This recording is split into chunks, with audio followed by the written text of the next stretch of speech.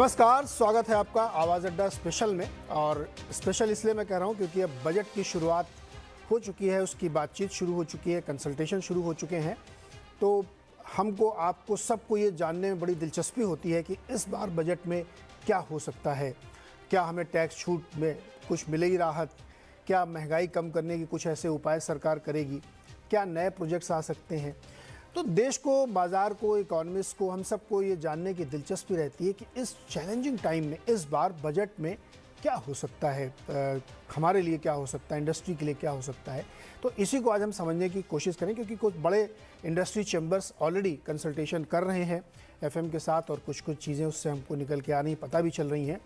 तो हम इसी को आज जानने समझने की कोशिश करेंगे कि इस वक्त देश की सबसे बड़ी ज़रूरत क्या है। डिमांड पुश करने के लिए कुछ करना चाहिए, या के शेप रिकवरी का एक चैलेंज है, उसको दूर करने के लिए सरकार क्या करेगी, या कुल मिला के एक्सपर्ट के नज़रिए से हम समझेंगे कि बजट में क्या हो सकता है और क्या सरकार को इस वक्त करना चाहिए, जो वक्त की ज़रूरत भी है। बातचीत करने के लिए हमारे साथ जो बेहद खास और एक्सपर्ट का पैनल है, मैं आपको उससे परिचय करा दूँ। हमारे साथ जन्मेजय सिन्हा जी हैं, जो बोस्टन कंसल्टिंग ग्रुप के एशिया पैसिफिक के चेयरमैन हैं। सर, बहुत बहुत स्वागत है आपका। नीलेश शाह जी हमारे साथ हैं, जो कोटक एएमसी के एमडी है, सीईओ हैं। नीलेश सर, आपका भी बहुत बहुत स्वागत है। और हमारे साथ सुनील सुब्रमण्यम जी हैं, जो एमडी एंड सीईओ हैं सुंदरम म्यूचुअल फंड के। सर, आपका बहुत बहुत स्वागत है। साथ ही निरंजन हीरानंदानी जी हमारे साथ जुड़ेंगे, जो चेयरमैन है हीरानंदानी ग्रुप के। आप सबका सर बहुत बहुत स्वागत है। और हर व्यक्ति की बड़ी दिलचस्पी होती है, बजट में बहुत सारी उम्मीदें रखते हैं। हालांकि कई बार लोग कहते हैं कि एक नॉन इवेंट सा होता है, लेकिन फिर भी हर साल हम लोग इंतजार करते हैं और बड़े भव्य तरीके से उसका स्वागत भी करते हैं और सुनते भी हैं। तो चूंकि इस बार बहुत ही खास मैं इसलिए मान रहा हूं कि एक तो बहुत ही चैलेंजिंग टाइम है, साथ ही 2024 के चुनाव से पहले ये फुल बजट होगा, जिसमें सरकार के हाथ बंधे नहीं होंगे, वो बड़े ऐलान कर सकते हैं, बड़ी योजनाएं सामने रख सकते हैं। तो जन्मेजय सर, आपके नज़रिए से क्या मेन पॉइंट्स हो सकते हैं जिस पे सरकार को ध्यान देना चाहिए इस बजट में? देखिए, मैं एक चीज पहले तो इतिहास में जाकर ये बोलूं कि जो दो रीसेंट बजट गवर्नमेंट ने बनाए हैं वो बहुत ही बढ़िया रहे, क्योंकि इसके पहले 2 साल पहले एक प्रोजेक्ट फाइनेंस इकोनॉमी के लिए निर्मला जी ने एक बजट बनाया, विच वाज फैंटास्टिक। और उसके बाद नेक्स्ट बजट जो है वही सिलसिले में आगे बढ़ते गया। It was to a large extent uneventful. वो बहुत ही बढ़िया बात है, बजट को प्रिडिक्टेबल होना चाहिए और अनइवेंटफुल होना चाहिए। इस बार मेरे 2 सुझाव हैं बजट के लिए, और मुझे लगता है वो इतने कठिन भी नहीं है सुझाव। ये गवर्नमेंट बैंक की प्राइवेटाइजेशन के बारे में बात करती है। तो मेरे जो 2 सुझाव हैं, एक तो ये है कि इस बार आप देखेंगे पब्लिक सेक्टर बैंक की परफॉर्मेंस बहुत बढ़ गई है। 2019 में जो 90,000 करोड़ का लॉस था, और वो 90,000 करोड़ का प्रॉफिट हो गया। और जो 5 बैंक को कंसोलिडेट किया गया, bank of Baroda, PNB, Canara bank, union bank और इंडियन बैंक, वो जो है काफी सॉलिड हो गए हैं। और मगर ये सब को, पूरा पब्लिक सेक्टर बैंक को कहीं आप पूरा एज अ कैटेगरी देखें, तब भी मार्केट उनका वैल्यूएशन 3,13,15,000 करोड़ का कुछ करती है, और सबका प्राइस टू बुक 1 से कम है, 1-2 के सिवा, और स्टेट बैंक का मगर 1.8 है।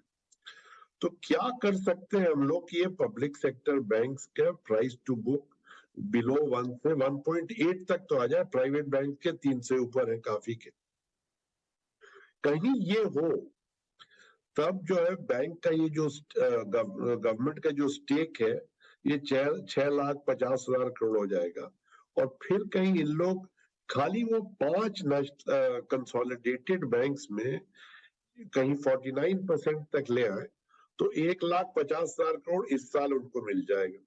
और तब भी पूरा रिमेनिंग जो उनका वैल्यूएशन है 5 लाख से ऊपर, 5,20,30,000 करोड़ से ऊपर होगा। क्यों होगा? क्योंकि जहां 49% होगा, ऑटोनॉमी, इंडिपेंडेंस हो जाएगा ये पब्लिक सेक्टर बैंक को। तो ये जो गुड परफॉर्मेंस चल रहा है मार्केट को लगेगा कि ये आगे बढ़ेगा क्योंकि इंटरफियरेंस वगैरह नहीं होगा, ऐसे ही आगे बढ़ते चलेगा।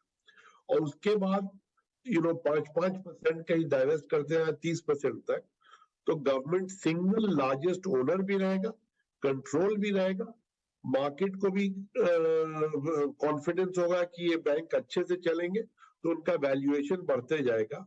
और ये जो फिस्कल डेफिसिट को 6.5% से नीचे लाना है, उस पर उनको मदद हो जाएगी ये पैसा मिलने से, और कंट्रोल नहीं घटेगा। तो मुझे लगता है ये आइडिया है जिसका टाइम हैज कम, और इसको हमको लगता है इस बार the government should bite the bullet.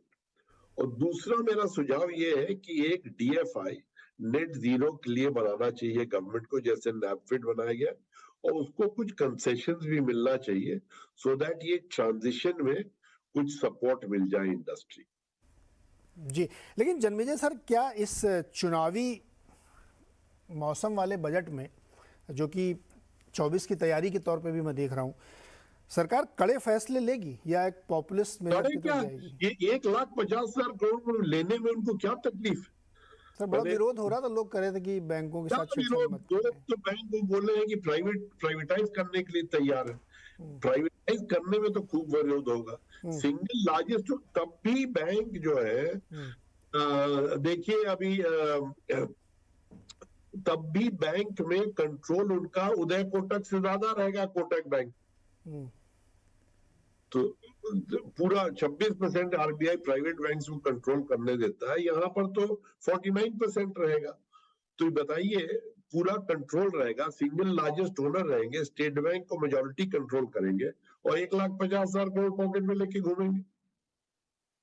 Okay, Nilesh sir, economy दो तरीके से जूझ रही, एक डायकोटमी है उसके सामने। एक जो बॉटम ऑफ द पिरामिड वाला इलाका है, कंपनियों के रिजल्ट से भी पता चलता है और लोगों की कमेंट्री से भी पता चलता है कि वहाँ पे डिमांड का एक बड़ा चैलेंज है। तो डिमांड रिवाइवल के लिए सरकार क्या कर सकती है इस बजट में, या उसको क्या करना चाहिए? सो नीरज भाई, फाइनेंस मिनिस्टर आज सूर्य कुमार यादव की तरह है।